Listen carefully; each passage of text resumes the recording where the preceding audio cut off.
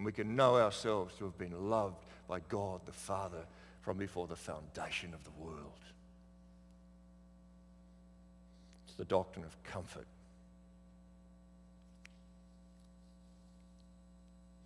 He also emphasized that election is therefore completely unconditional.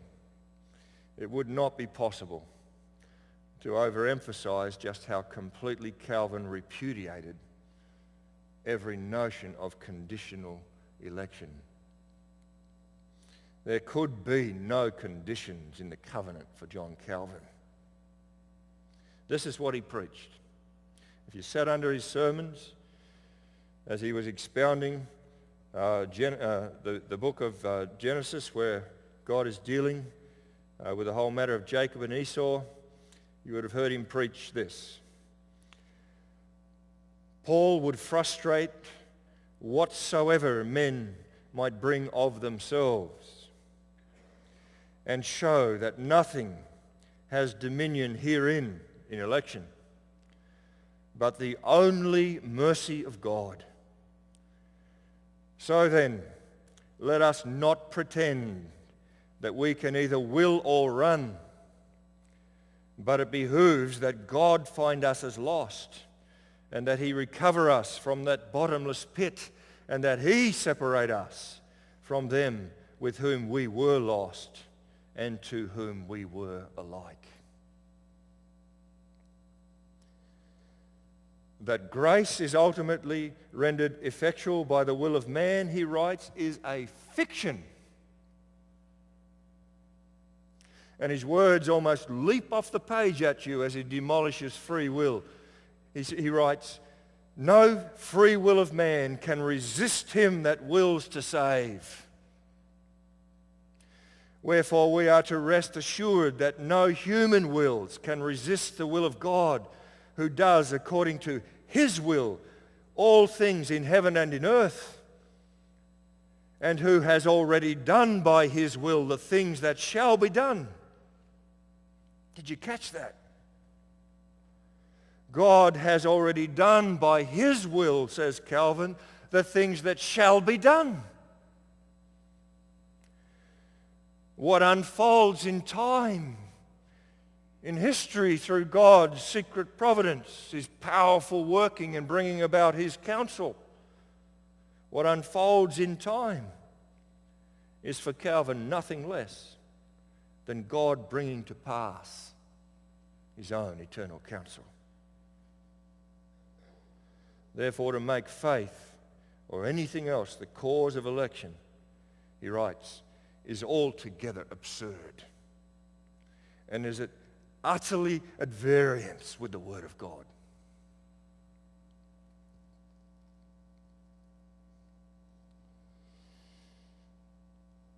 And then he taught that election was the fountain of grace, the singular fountain of grace.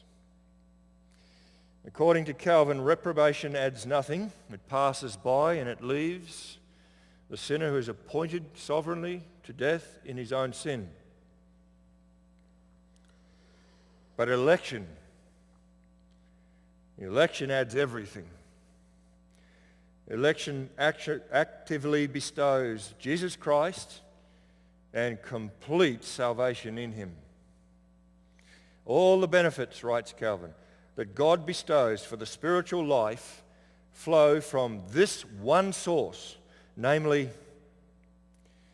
that God has chosen whom he has willed, and before their birth has laid up for them individually the grace that he willed to grant them.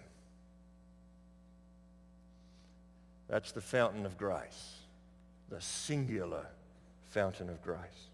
And following the divine logic of Romans chapter 8, 29 and 30, Calvin traces grace from unconditional election like streams from the fountainhead. At times he follows it down to us from eternal predestination through effectual calling into justification, and shows us that it must certainly issue without fail in glorification. And at other times he teaches us to walk, as it were, back up the stream of grace and to trace it up to its head, follow it up through faith to effectual calling, and from calling to Christ, in whom our adoption by the Father exists. And there we find unconditional election and the comfort of God's unchanging, eternal covenant love. This is how he put it. God calls and justifies in his own time those whom he predestinated to these blessings before the foundation of the world. Effectual calling is a testimony and sign that manifests election. And faith is the special gift of God. And by that gift, election is manifested to and ratified in the soul that receives it. And when you think about any little glimmer of new obedience or holiness that might exist in one of the saints of God, Calvin says, refer it immediately to the election of God. Like waters, he says, are traced to their fountain. Salvation, in John Calvin's thinking, in his theology, is the working of God's purest, sovereign, saving grace from beginning to end.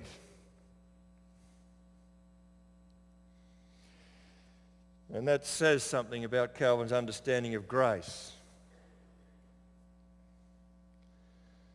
Grace in Calvin's mind, and I quote, delivers God's children into Christ's hands and possession.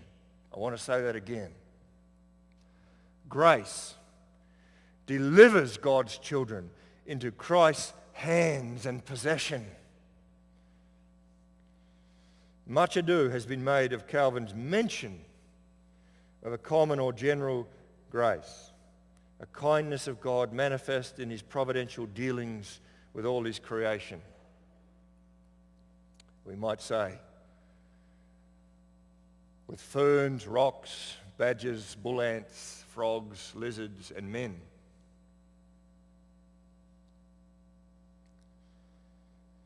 But I want to point out that wherever John Calvin spoke in the context, even remotely, of anything to do with salvation or the gospel or the preaching of it, he hooked grace into predestination. He saw all grace as flowing from God's sovereign and unconditional election to salvation in Jesus Christ. He had grace shining like a light that gathers the elect into it and leaves the reprobate outside. For John Calvin, it was inconceivable that those